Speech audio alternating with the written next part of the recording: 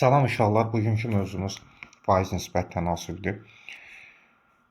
9-un buraxılış imtahanına və 11-in buraxılış və blok imtahanlarına faiz mövzusundan çox suallar düşür. Ona görə də bu mövzu bizim əsas mövzulardan biridir. Çoxlu düsturları, dərinliyi var, amma çalışacağıq bugün bu mövzunu düstursuz şəkildə sizə izah edim. Bir ədədin digər ədədə bölünməsi nisbət adlanır. A bölək B şəklində olan ifadə nisbət adlanır.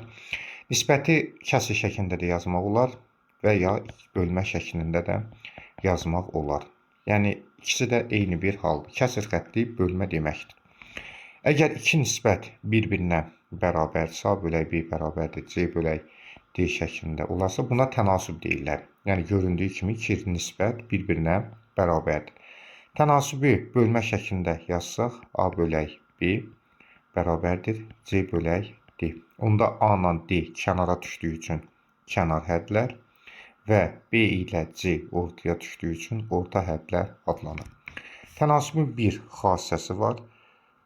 A vur D bərabərdir B vuraq C düsturu doğrudur. Yəni kənar hədlərin hasili orta hədlərin hasilinə bərabərdir. Tənasübdən ən gözəl tapmaq yolu A bölək B bərabərdir C bölək D şəklində olan tənasübdə hansı həddi, 4 həddi var göründüyü kimi, hansı həddi tapmaq istəyirsinizsə, məsələn B-ni tapmaq istəyirsinizsə, B bərabərdir çarpazda olan, yəni C məxrəcdə A vuraq D surətdə olur. Misal üçün x bölək 8 bərabərdir 15 bölək 17. Belə bir misaldan, yəni tənasübdən x-i tapmaq lazımdırsa, x bərabərdir çarpazda olan məxrəcdə olur, yəni 17 məxrəcdə 8 vuraq 15 surətdə olur. Nisbət və tənasüb mövzusu elə də çətin bir mövzu deyil. Bunun çətin mövzusu faiz mövzusudur və faizə gedən yol nisbət və tənasübdən keçdiyi üçün bu qaydanı bilmək lazımdır. Bizə faizi düstursuz öyrənmək üçün bəzi hissələr lazım olacaq. Gəlin əvvəlcə o hissələri faizə keçməmişdən əvvəl izah edim. Ən çox test imtahanlarında verilən suallar A bölək B bərabərdir üstə 2, A bölək 5 bərabərdir B bölü 7 və 5A bərabər 7B. Bu şəkillərdə olur.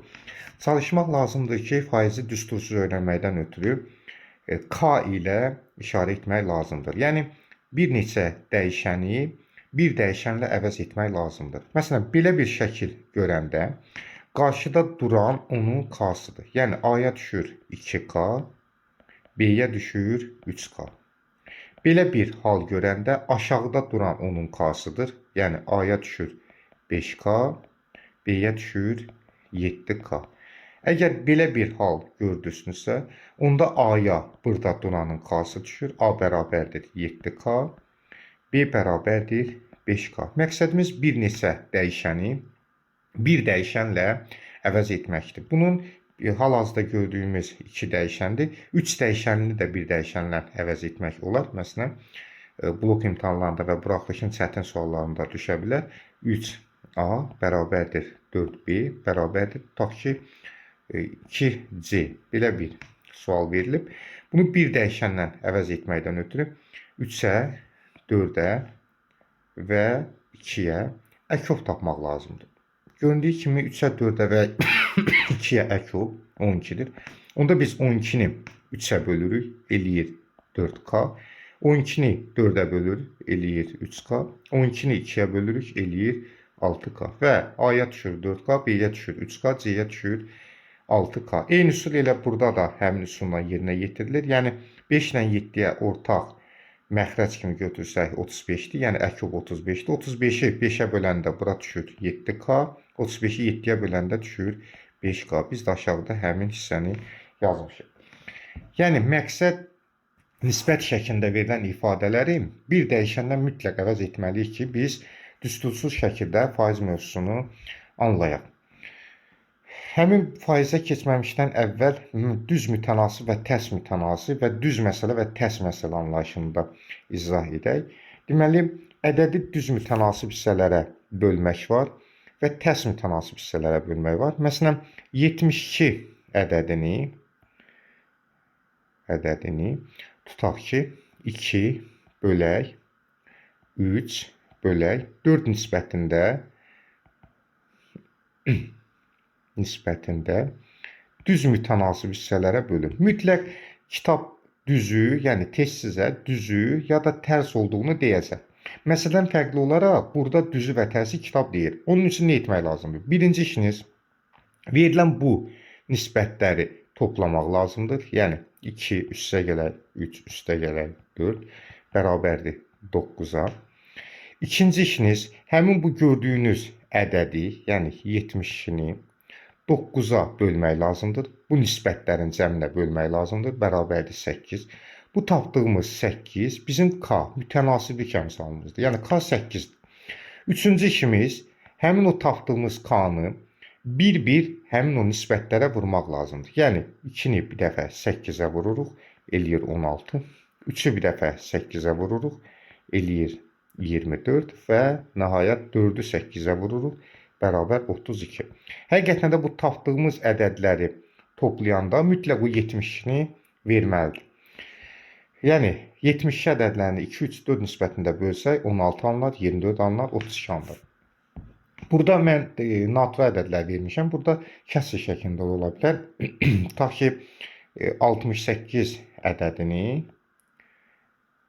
məsələn 5-də 3 və 7-də 2 ilə düz mütənasib hissələrə bölün. Belə bir sual ola bilər. Yenə deyirəm, burada düzü və tərsi kitab yazacaq. Yenə birinci işimiz verilən bu 2 kəsri toplamaqdır. 3-dən nəticə 3 kəsri toplamaq, fərqi yoxdur. Sonra 68-i həmin aldığımız cəmə böləcəyik. Tapdığımız K adlanır. Mütənasiblik əmsalı. Həmin K-nı bir dəfə 5-də 3-ə vuracaq, bir də 7-də 2-yə vuracaq. İkinci məsələ, ədədi tərs mütənasib hissələrə bölmədən söhbət gedir. Tutaq ki, 45 ədədini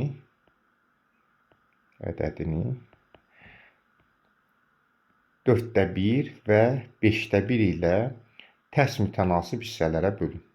Mütləq düzü və tərsi kitab yazmalıdır. Əgər tərs mütənasib hissələrə bölmədirsə, ədədin özü ilə ixtiyarımız yoxdur, toxunaq işimiz yoxdur. Verilən kəsrlərin tərsi yazılmalıdır. Yəni tərsinə çevirməliyik. Bu özü tərs olduğu üçün biz bunu tərsini yazanda artıq biz düz mütənasib məsələ kimi həll edəcəyik. Yəni 45 ədədini çevirəndə 1-də 4, yəni 4 bölək və 1-də 5, 5 nisbətində artıq düz mütənasib hissələrə bölün. Yəni sadəcə tərs sözü olanda burada verilən nisbətlərin sürətlə məxrəcin yerini dəyişmək lazım. Yəni tərsin yazmaq lazımdır. Və 45-i 4 ilə 5 düz mütənasib hissələrə bölmək üçün yuxarıdakı düz mütənasib qaydasından istifadə edirik. Birinci işimiz 4 ilə 5-i toplayırıq, bərabərdir 9. İkinci işimiz 45-i 9-a bölürük, eləyir 5.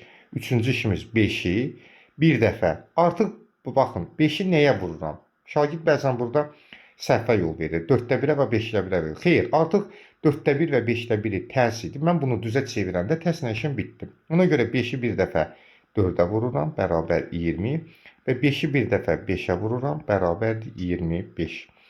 Deməli, ədədi tərs mütənasib hissələrə bölmək üçün verilən nisbətlərin tərsin yazıb düz mütənasib kimi həll etmək lazımdır. Burada ədədin özü toxunulmazdır. Bəzən elə misallar olur ki, belə bir suallara rast gələcəksiniz. Məsələn, 5-də 2 və 3-də 2 ilə düz, 7-də 4 ilə tərs mütənasibdir. Onda nə edərsiniz? Düzlə işiniz yoxdur. 7-də 4-ün yerini dəyişərsiniz. Yəni, sürətlə məxrəcin yerini dəyişərək tərsini yazarsınız. Onda olacaq 4-də 7. Ona ümumi sual belə olacaq. 5-də 2, 3-də 2 və 4-də 7 ilə artıq düz mütənasib. Bir sözlə, harada tərs gördünüzsə, həmin verilən hissənin, yəni nisbətin tərsini yazaraq, düzə çevirərək düz kimi həll edirsiniz. Bundan sonraki mərhələdə gəlir düz məsələ və tərs məsələ. Fərq ondan ibarətdir ki, artıq düz məsələdə və tərs məsələdə bizə məsələnin düz və tərs olduğunu kitab vermir. Və biz özümüz yazacağıq, düz və tərs olduğunu artıq özümüz yazacağıq. Məsələn, tutaq ki, ən çox iş məsələlərində tərs mütənasiblik yaranır. Mən izah edəcəyəm. Bir detal məsələsinə aid bir məsələ quraq. Tutaq ki, hər hansı deyir ki, 7 fəhlə 12 detal hazırladır və 21 fəhlə neçə detal hazırlar? X. Birinci işiniz tənasibi qurmaqdır. Tənasibi qurmaq nəyə deyil? Yəni fəhlə-fəhlənin altında, detal-detalın altında, liter-literin altında hər şey öz qaydasında olmalıdır. Tənasibi qurandan sonra siz onun düzünə və tərsinə baxmalısınız. Məsələ düzdür yoxsa tərs? Əgər biri artanda o biri də artırsa düz, əgər biri azalanda o biri də azalırsa yenə düz, əgər bir-birinin əksinə iş görürlərsə, biri artanda o biri azalırsa bu tərs məsələ olacaq. Yenə deyirəm, məsələdə tərsliyi və düzlüyü kitab vermir.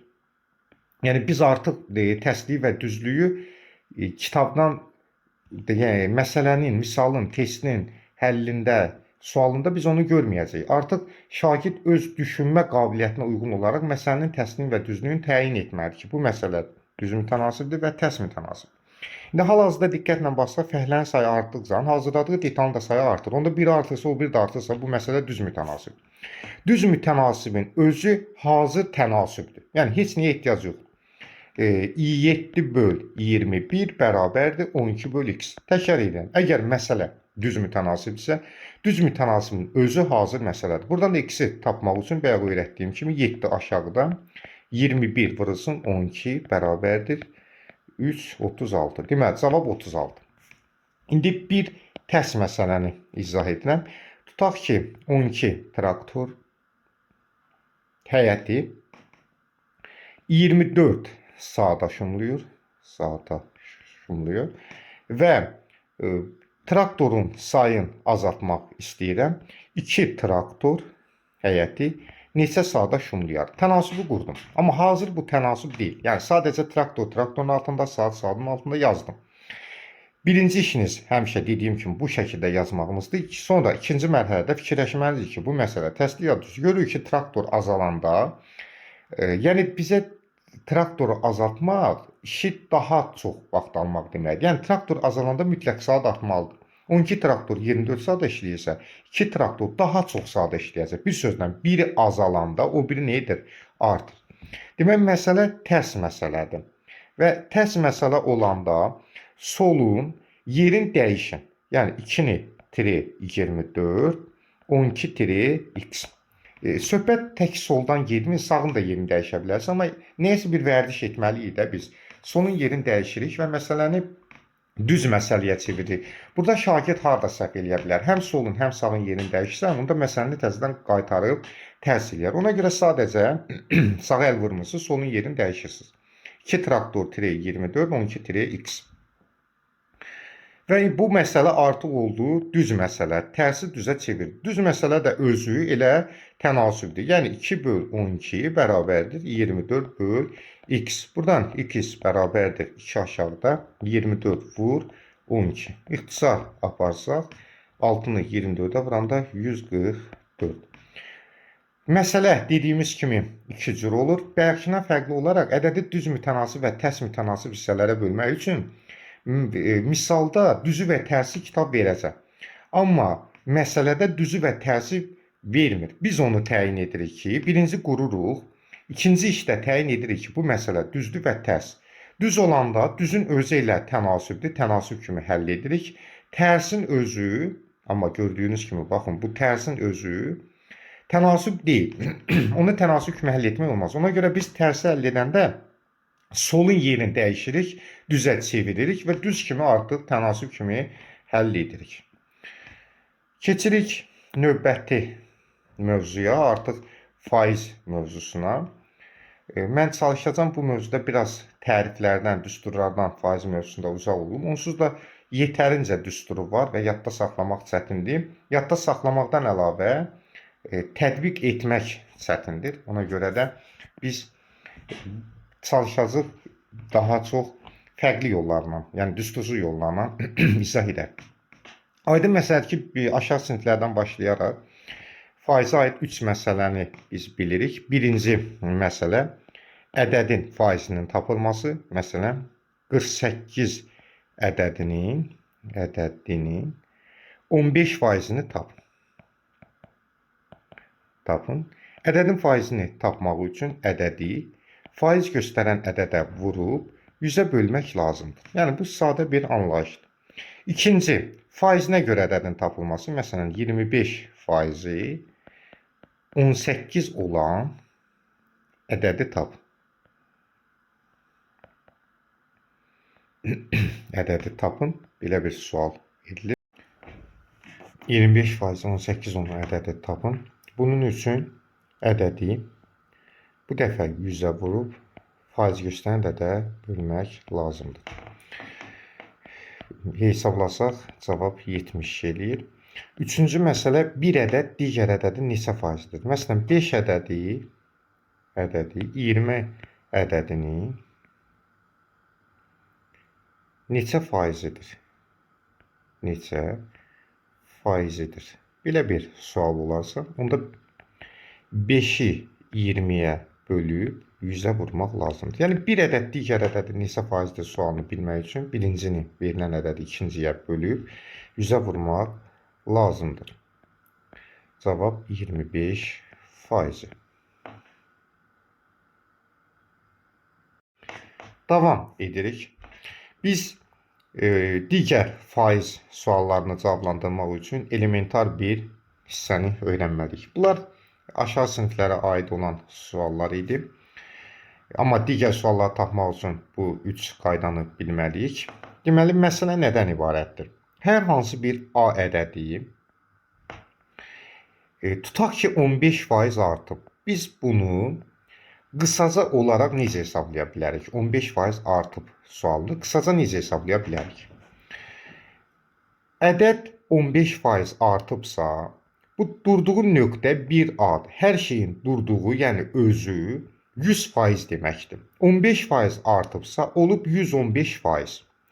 115 faizi onluq kəsrə çevirəndə faizdən onluq kəsrə keçmək üçün 100-ə bölmək lazımdır. O da edir 1,15.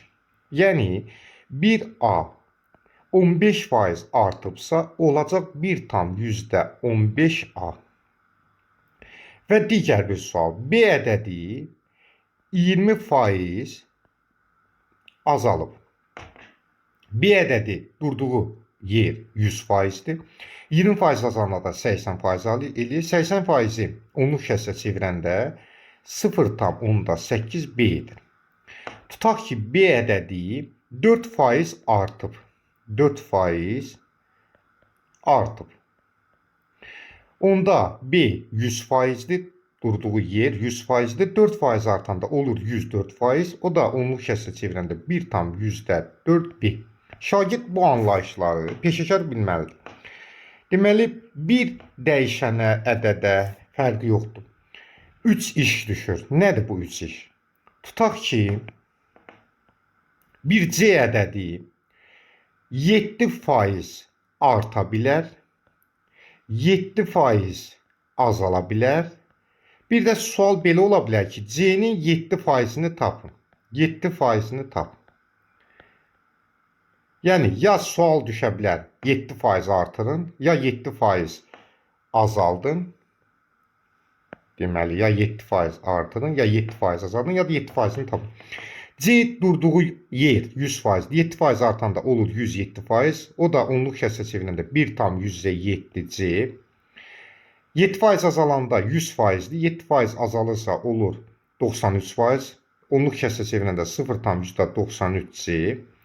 7%'ni tapın deyəndə, burada aydın məsələdir ki, sual belədir ki, nə artırın, nə də azaldın. Sadəcə 7%'ni tapın. 7% onluq kəsrə çevirəndə %7 eləyir. Bu deyir 0,7 C. Buna vərdiş yaratmaq lazımdır. Bir misal üzərində izah edim. Tutaq ki, x ədədini 8% artır, Onda x 100%'dir. 8 artan da 108%, o da 1,8x. Onluq kəsə çəkmək lazımdır mütləq axırda. X ədədinin 8%'ni tapın. Burada artıq nə artır deyil, nə də azalt deyil. 8% ilə %8 deməkdir. 0,8x. Bir də ola bilər x ədədini 8% azaldın. Onda 100% ilə 8'i çıxırıq, qalır 92%. O da 0,92x. Birinci məsələ bunu anlamaq lazımdır. Və bundan başqa biz artıq digər suallara, bu qaydanı bilsə, digər suallara rahatlıqla cavab verə bilərik. Misal üçün deyir ki, suallar üzərində izah edeyim. Uşaqların ən çox səhv elədiyi bir suallardır. Deyir, A ədədi B ədədindən 20% çoxdur. 20% çoxdur. B ədədi A ədədindən neçə faiz azdır? Belə bir suallar var. Neçə faiz azdır? Sual. Birinci yazılan cümləni bu şəkildə yazmağı bacarmalıyıq. Məsələn, A ədədi B ədədindən 20% çoxdur. A ədədi B ədədindən 20% çox, bayaq izah elədim. B özü 100%, 20% çox eləyəcək 120%. Onu da onluq kəsə çevirəndə 1,2B. Yəni, bu şəkili yazmağı bacarmalıyıq. Bu şəkili yazandan sonra biz bütün suallara cavab verə bilərik. Birincisi, bunu onluq kəsirdən canımızı qutaraq, yəni hər tərəfi 5'ə vurmaqla onluq kəsirdən canımızı qutara bilərik. Onda olacaq 5A bərabərdir 5'ə vuranda 6B. Buradan bayaq izah elədiyim kimi, nisbət mövzusunda izah elədiyim ki, A'ya düşür 6K, B'yə düşür 5K. K'larla, yəni verilən dəyişənləri K'larla yazıldıqdan sonra burada 4 sual ola bilər. Hansı suallar? 1. A, B'dən neçə faiz çoxdur? 2. B, A'dan neçə faiz azdır? 3. A, B'nin neçə faizini təşkil edir? 4. B, A'nın neçə faizini təşkil edir? Deməli, təşkil edir sualı nisbətən asandır. Məsələn, birinci sual yarana bilər ki, A, B'nin neçə faizini təşkil edir? Əgər birinci hansı deyirsə, məsələn, A, B-nin neçə faizini təşkil edir? Yəni, 6K böl 5K vıraq 100. Qutardı. İxtisar apardıq. Kalar onsuz da gedir. Burada 1 qalır, burada 20. Cavab 120 faizini təşkil edir. İkinci sual. B, A-nın neçə faizini təşkil edir? Demək, B-ni A-ya bölüb 100'ə vuracaq. 5K böl 6K vur 100. Burada İxtisar gedəndə 3 qalır. Burada da ixtisar gedəndə 50 qalır. Cavab 3'də 250 faizini təşkil edir. Üçüncü sual. Üçüncü sual nədən ibarətdir? Sual nə ola bilər? A, B-dən neçə faiz çoxdur? Diqqətlə baxsaq, həqiqətən də A-ya 6K düşüb, B-yə 5K düşüb. Demək, burada çoxdur sualı ola bilər. Qeyd. Çoxdur sözü varsa, neçə faiz çoxdur? Neçə faiz artırmaq lazımdır? Yəni, çoxdur sözü varsa, onda 5K-ya 100 deməliyik, 100%, 6K-ya X deməliyik. Bu necə baş verir? Biz 5K çoxdur sözü dediyinə görə 5K-ya 100 desək, 6K həqiqətən də 100'dən çox olacaq və həqiqətən də o verdiyi çoxdur sualının cavabı olacaq. Əgər biz 6K-ya 100 desək, 5K 100'dən az olacaq. Bu azdırın cavabıdır. Ona görə də bizə çoxdur sualın deyəndə biz kiçiyə 100, böyüyə X deməliyik. Buradan da X bərabərdir 5K aşağıda 6K vıraq 100. Burada K'lar gedir. 5 ilə 100 gedir 20. 20'də 6'ya 120. Amma aldığınız cavab yekun cavab deyil. Biz X'i 120 tapdıqsa neçə faiz çoxdur? Aldığınız cavabı 100 ilə müqayisə edin. Əgər 100'dən böyük olsa çoxdurun cavabıdır. 100'dən kiçik olsa azdırın cavabıdır. Demək, cavab 20% çoxdur. Məsələn, dördüncü sual nə ola bilər?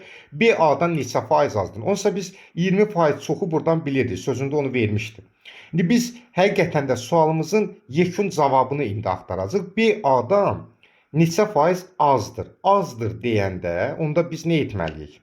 Çoxa 100 deməliyik ki, aza da x. Biz cavabı tapa bilərik. Buradan da x bərabərdir 6k aşağıda, çarpazda olan aşağıda 5k vuraq 100. Onsuz da k'lar gedir və cavab 3-də 250-dir. Bunu da qarşıq ədədə çevirdikdən sonra 100 ilə müqayisə edəcəyik. Yəni 100-dən aldığımız cavabı çıxacaq. Bunu bir ədəd üzərində izah edim. Bütün suallarınıza cavab verim. Məqsədimiz düstursuz həll etmədir. Yəni düsturu öyrənmədən bu suallara cavab verməkdir. Düstur müvəqqətidir, yaddan çıxır və tətbiq etməkdə çətinlik yaradır. Ədəd üzərində izah edim bu sualı. Tutaq ki, deyir ki, 8 ədədi 5 ədədindən neçə faiz çoxdur? Neçə faiz çoxdur? Bu nisbətən asan sualdır. Çünki konkret ədədlə verilib, dəyişən verilməyib. Dediyim kimi çoxdur deyəndə artıq nə edəcəyik? Biz kiçiyə, yəni 5-ə 100, 8-ə x deyəcəyik. Artıq yekun cavab və x-i tapandan sonra aldığımızı 100-lə müqayisə edəcəyik. Yəni əgər x 100-dən kiçikdirsə, 100-dən o x-i çıxacaq. 100-dən böyükdürsə, böyük ədəddən 100-ü çıxacaq. Məsələn, bu sualda x bərabərdir 5 aşağıda, 8 vurulsun 100, ixtisar gedəndə 160 qalır. Deməli, x-i 160 tapdıq. Cavab 60% çoxdur, yekun olaraq. Başqa bir bu mövzuya aid, k-larla işləməyə aid sual yazın. Tutaq ki, kitab deyir ki, A ədədi, yəni dəstlikdə düşüb ki, A ədədi B ədədinin 40%-ni təşkil edir. 40%-ni təşkil edir. B ədədi A ədədinin neçə faizini təşkil edir? B ədədi A ədədinin neçə faizini təşkil edir? Biz 4 sualın 4-ünə də cavab verə bilərik. Neçə faiz çoxdur, neçə faiz azdır, neçə faizini təşkil edir? Belə suallara artıq biz rahatlıqla cavab verə bilərik.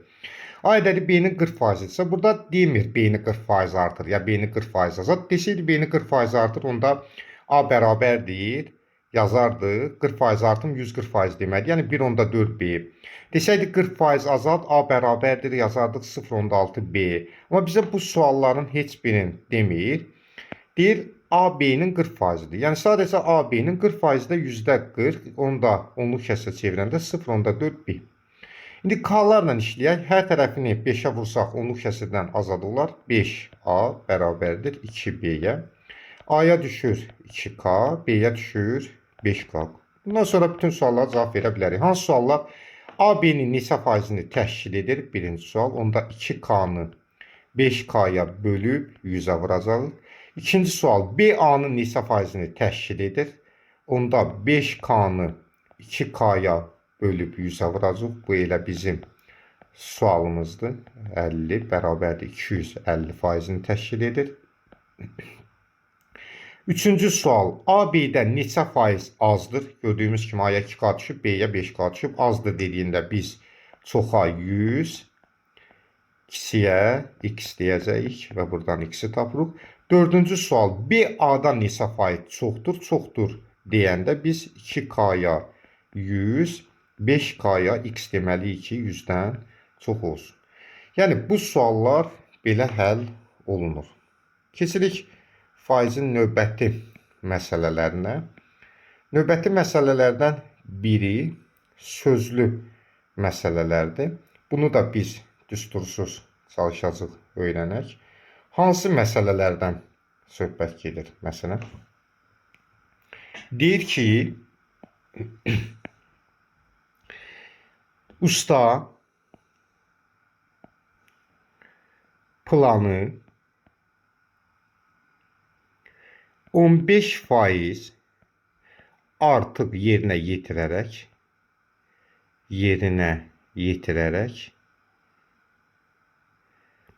48 detal hazırladı.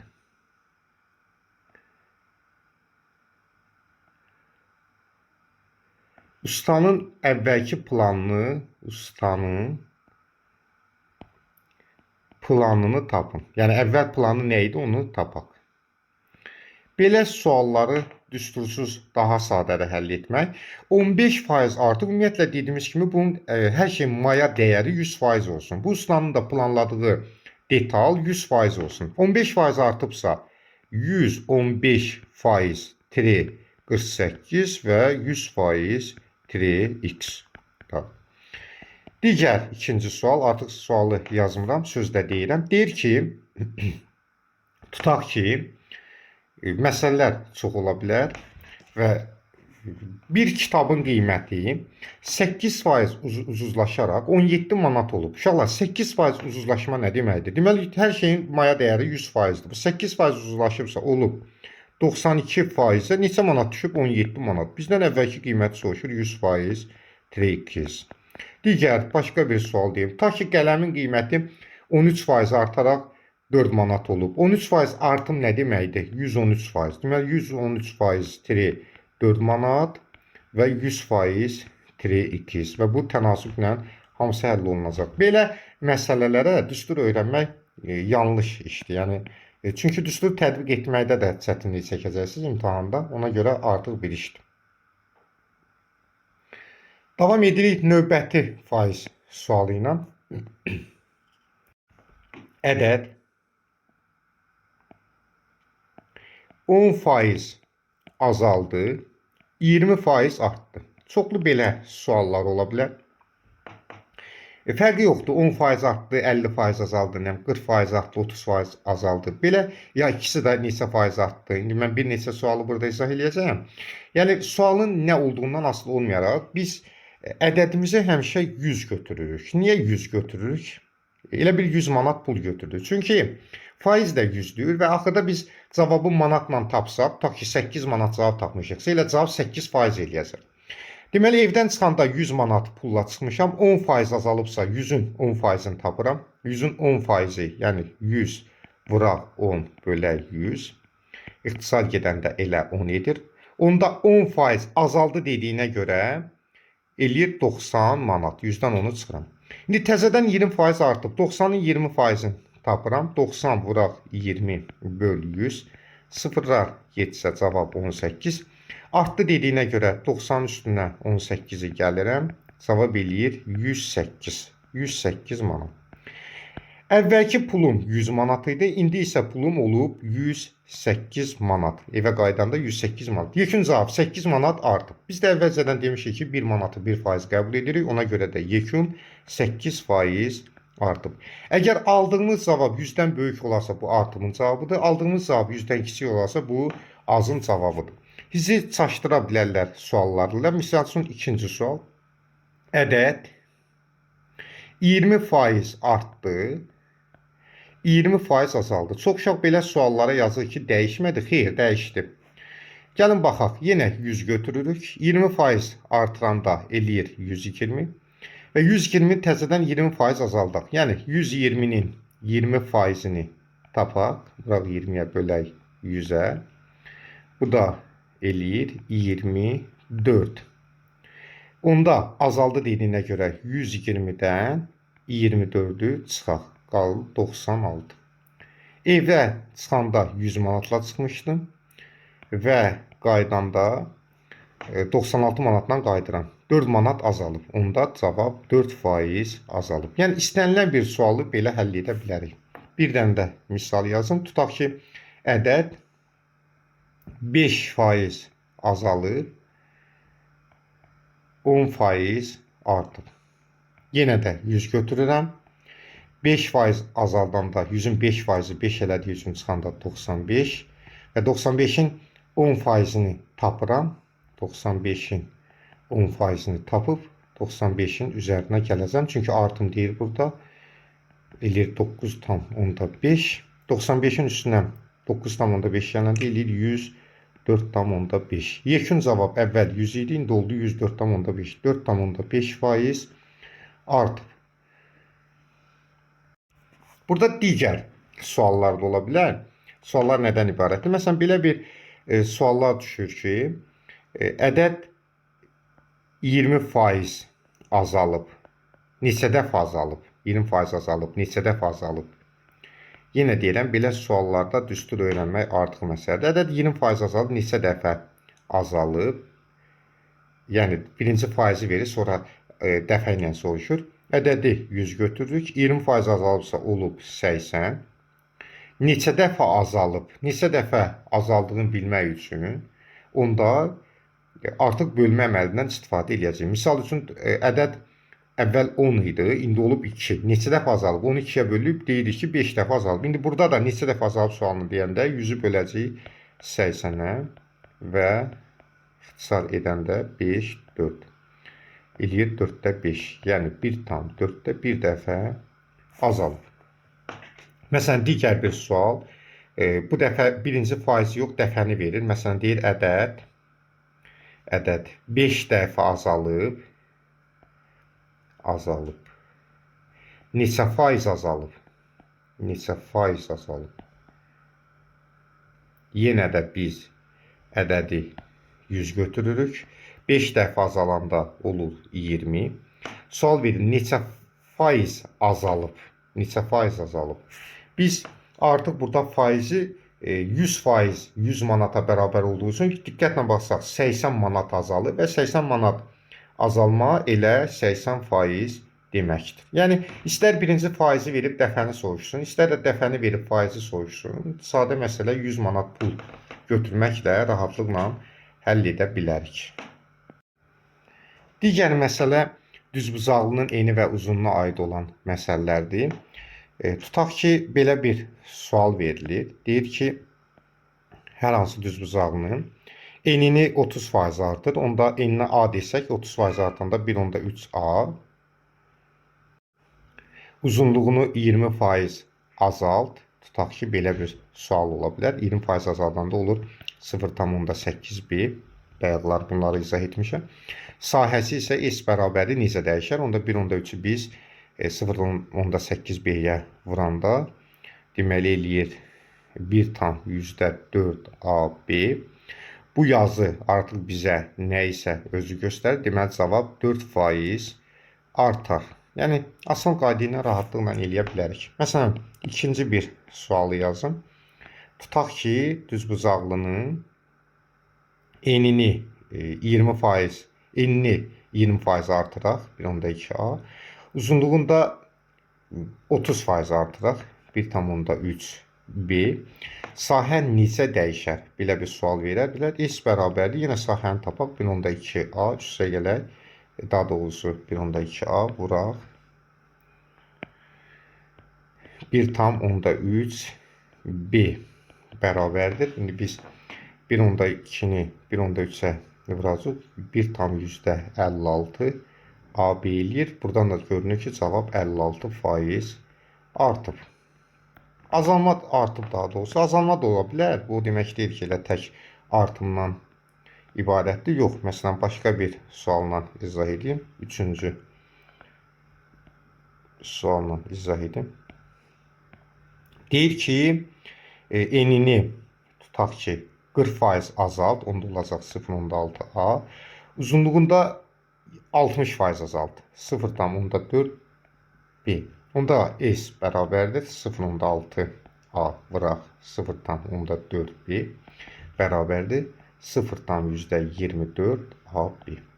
Yenə də bu yazı bizə nə isə göstərir. Deməli, cavab 100-lə 0,24 nə deməkdir? Hər şeyin durduğu yer 100%dirsə, deməli, cavab 76%. Yəni, 100-dən 24 çıxanda 76% azalıb. Sadə və mürəkkəb faiz artımı düsturu az məsələlərə düşür, amma istədim bunu sizə çatdırım. Deməli, iki düstur var. Sadə faiz artımı düsturu və mürəkkəb faiz artımı düsturu. Düsturları da qeyd etmişəm. Burada S deməli yekun məbləğdir. Yəni götürəcəyimiz məbləğdir. Məbləğ. S0 başlanğıc məbləğ.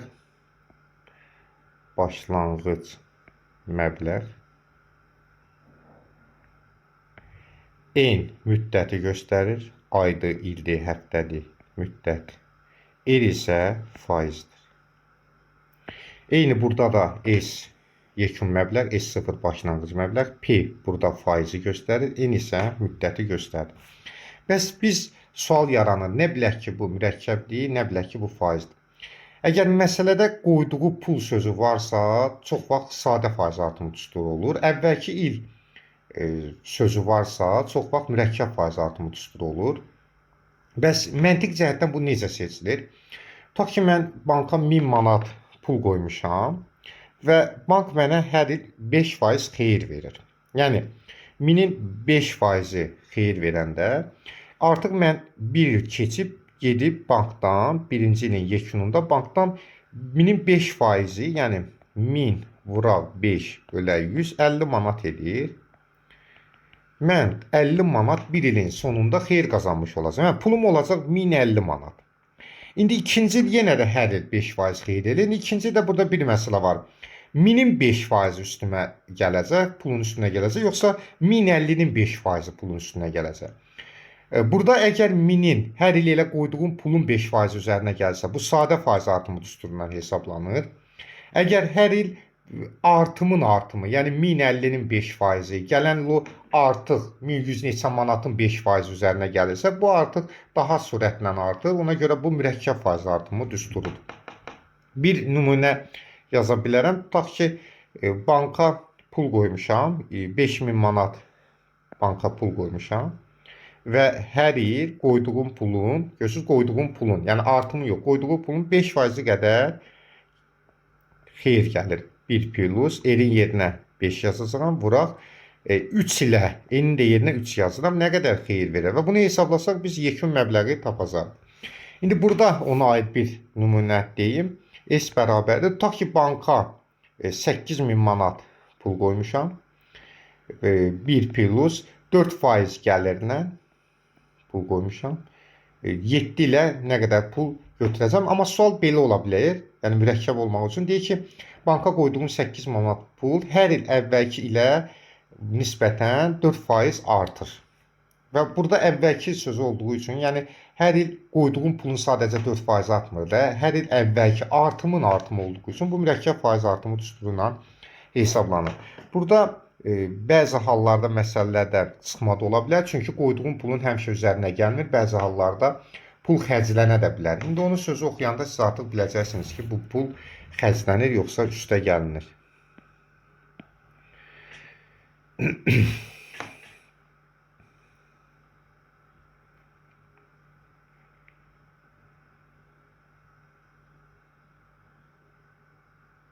Növbəti məsələ məhlul məsələsidir. Məhlul məsələləri uşaqların ən çətinlik çəkdiyi məsələlərdən biridir. Tutaq ki, bir məsələni izah edeyim. 60 qram 30 faizli duz məhluluna nə qədər su əlavə etmək lazımdır ki,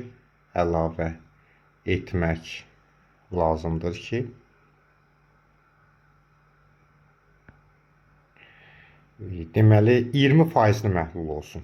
Yəni su artırsa artıq məhlulun dəyəri aşağı düşür də, 20% məhlul olsun. Belə bir sual məhlul olsun. Əslində məhlul məsələləri elə də qəliz deyil, düsturla bəli qəlizdir biraz. Məhlul 2 yerə bölünür. Qarışıq deməkdə məhlul 2 yerə bölünür.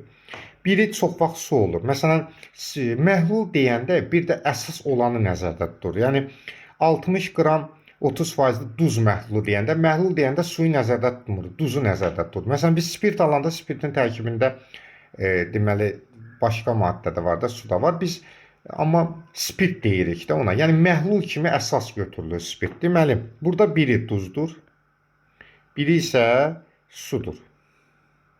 Yəni biz məhlul deyəndə duzu nəzərdə tuturuq. Düzdür, ümumi məhlul qarışıqdır, amma yekunda deyir ki, 20%-li məhlul alınsın, olsun. Yəni biz duza 20% yazmalıyıq. Ümumi 60 qram var, 60 qramı yazırıq.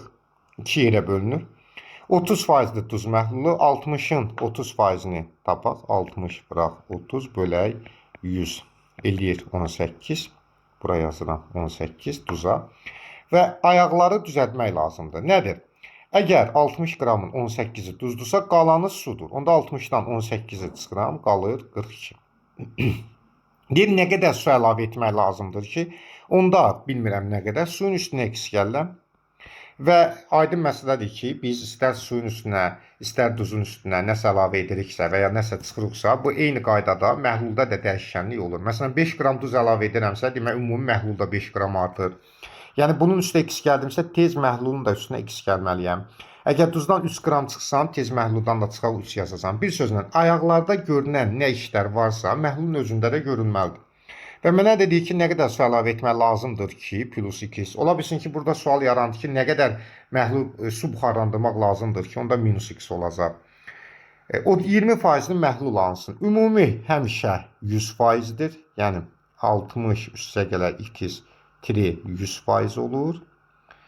Və 20%-ni məhlul olsun dediyinə görə biz də 18-ə 20% yazacaq. Və bu özü də tənasübdür və buradan rahatlıqla 60 plus x bölsün 18 bərabər 120-yə böləndə 5. 60 plus x bərabərdir. 5 18-ə vuranda 90. Buradan x bərabər 30. Deməli 30 qram su əlavə etsək, bizdə 20%-ni məhlul alınacaq. Təkrar edirəm. Məhlul məsələni həll etmək üçün 2 yerə bölün. Biri əsas olan hissədir, yəni spirtdir, duzdur. Digəri isə su və digər maddə olan hissədir.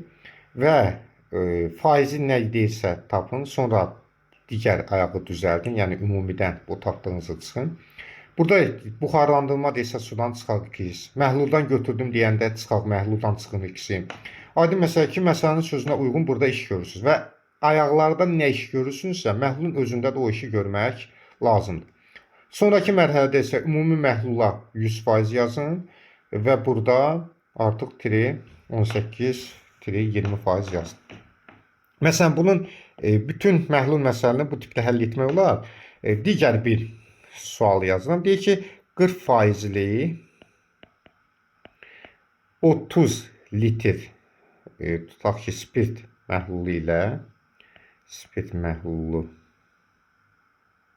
ilə 20%li 60 litr spirt məhlulu qarışdırıldıqda neçə faiz